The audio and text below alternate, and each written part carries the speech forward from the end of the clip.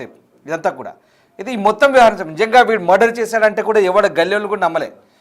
అరే వీడు మర్డర్ చేశాడా, ఇంత దారుణంగా పొడిచి చంపాడా, ఓటీటీ ఇంపాక్ట్ ఇంతలా ఉందా వీడిపై, ఇంత క్రిమినల్గా తయారయ్యాడా, వీడిని వదిలితే ఇంకెంతమందిని చెప్పేవాడు, ఎంతమంది కొంపలు ముంచేవాడు అంటూ స్థానికులు చెప్తున్నారు. ఒకసారి స్థానికులు ఏమన్నారు చూద్దాం.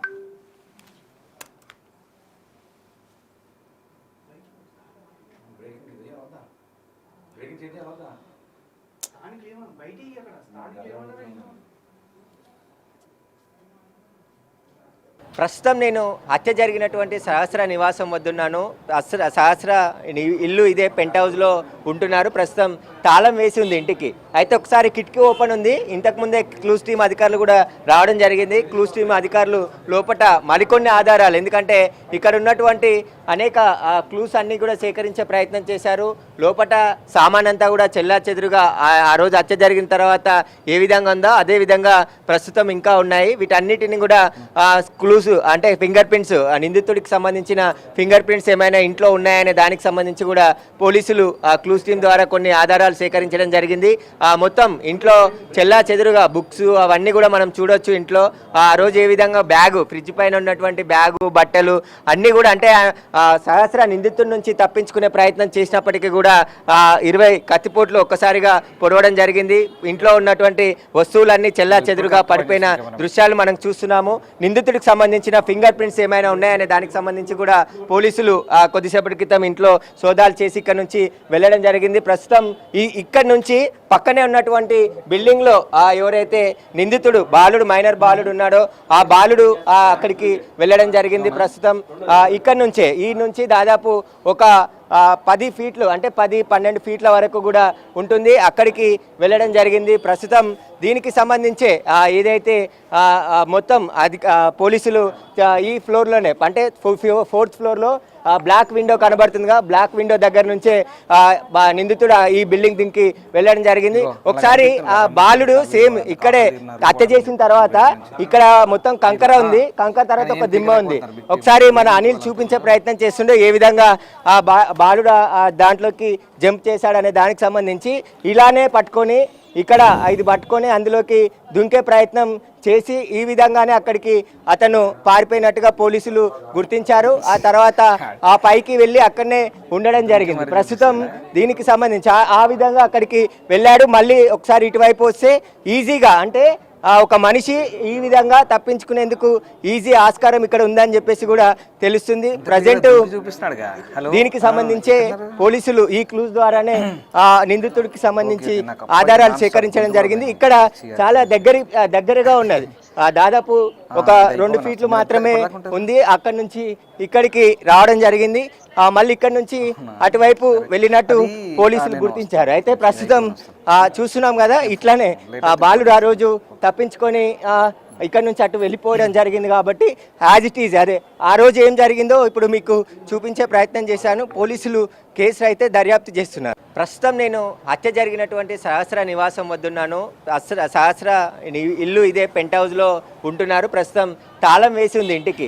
అయితే ఒకసారి కిటికీ ఓపెన్ ఉంది. ఇంతకుముందే క్లూస్ టీమ్ అధికారులు కూడా రావడం జరిగింది. క్లూస్ టీమ్ అధికారులు లోపల మరికొన్ని ఆధారాలు, ఎందుకంటే ఇక్కడ ఉన్నటువంటి అనేక క్లూస్ అన్నీ కూడా సేకరించే ప్రయత్నం చేశారు.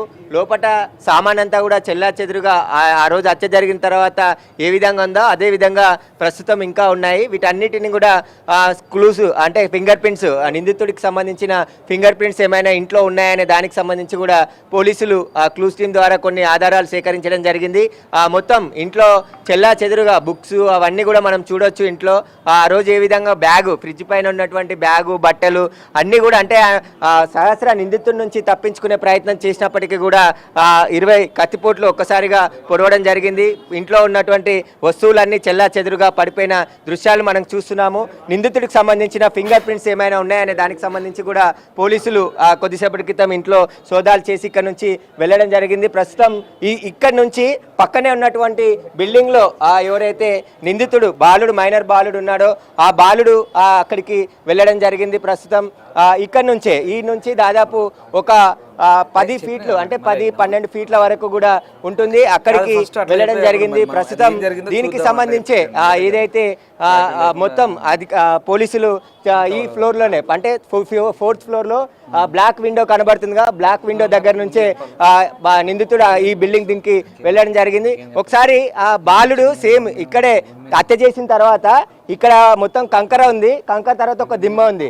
ఒకసారి మన అనిల్ చూపించే ప్రయత్నం చేస్తుండే ఏ విధంగా ఆ బాలుడు దాంట్లోకి జంప్ చేశాడనే దానికి సంబంధించి ఇలానే పట్టుకొని ఇక్కడ ఇది పట్టుకొని అందులోకి దుంకే ప్రయత్నం చేసి ఈ విధంగానే అక్కడికి అతను పారిపోయినట్టుగా పోలీసులు గుర్తించారు. ఆ తర్వాత ఆ పైకి వెళ్ళి అక్కడనే ఉండడం జరిగింది. ప్రస్తుతం దీనికి సంబంధించి ఆ విధంగా అక్కడికి వెళ్ళాడు. మళ్ళీ ఒకసారి ఇటువైపు వస్తే ఈజీగా అంటే ఒక మనిషి ఈ విధంగా తప్పించుకునేందుకు ఈజీ ఆస్కారం ఇక్కడ ఉందని చెప్పేసి కూడా తెలుస్తుంది. ప్రజెంట్ దీనికి సంబంధించే పోలీసులు ఈ క్లూస్ ద్వారానే నిందితుడికి సంబంధించి ఆధారాలు సేకరించడం జరిగింది. ఇక్కడ చాలా దగ్గరగా ఉన్నది, దాదాపు ఒక 2 ఫీట్లు మాత్రమే ఉంది. అక్కడి నుంచి ఇక్కడికి రావడం జరిగింది.